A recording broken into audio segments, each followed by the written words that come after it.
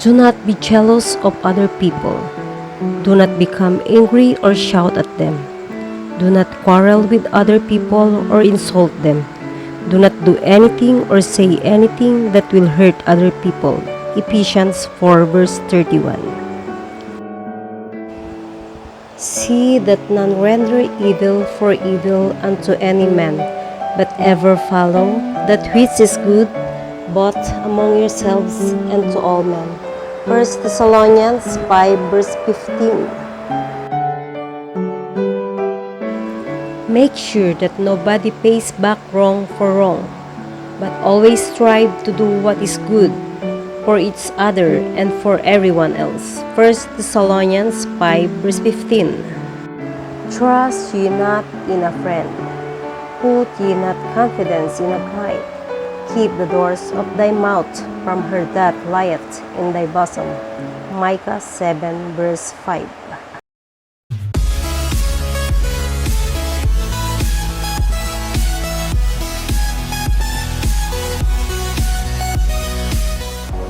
He that trusteth in his own heart is a fool, but whoso walketh wisely, he shall be delivered. Proverbs 28 verse 26. It is better to trust in the Lord than to put confidence in man. Psalms 118 verse 8. In this the children of God are manifest, and the children of the devil.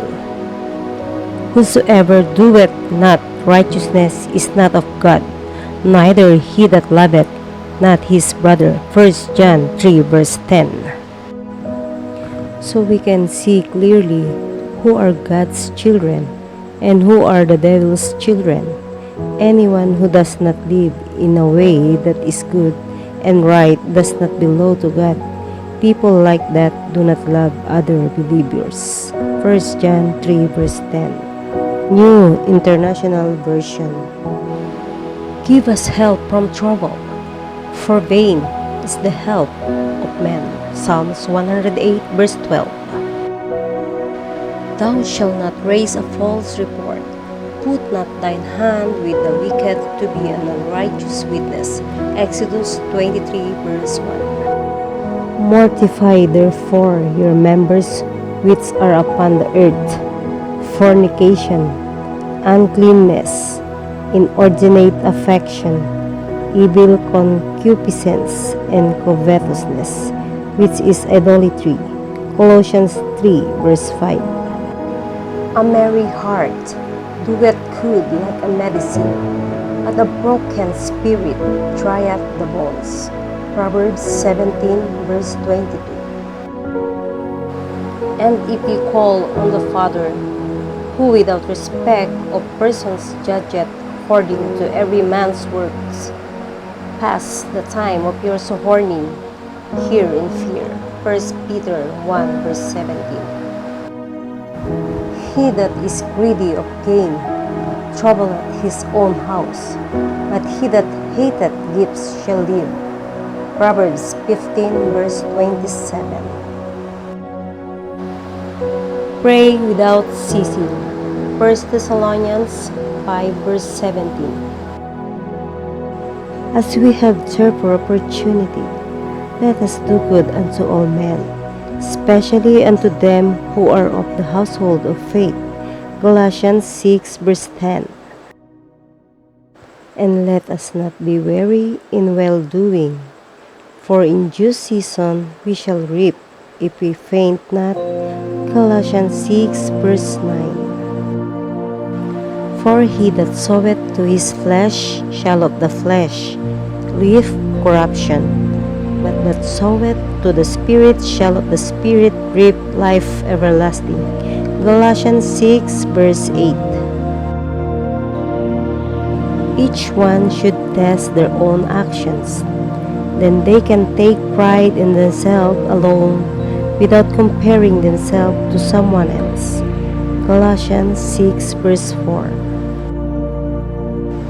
Carry each other's burden, and in this way you will fulfill the law of Christ. Galatians 6 verse 2. Be not deceived, God is not mocked. For whatsoever a man soweth, that shall he also reap. Galatians 6 verse 7.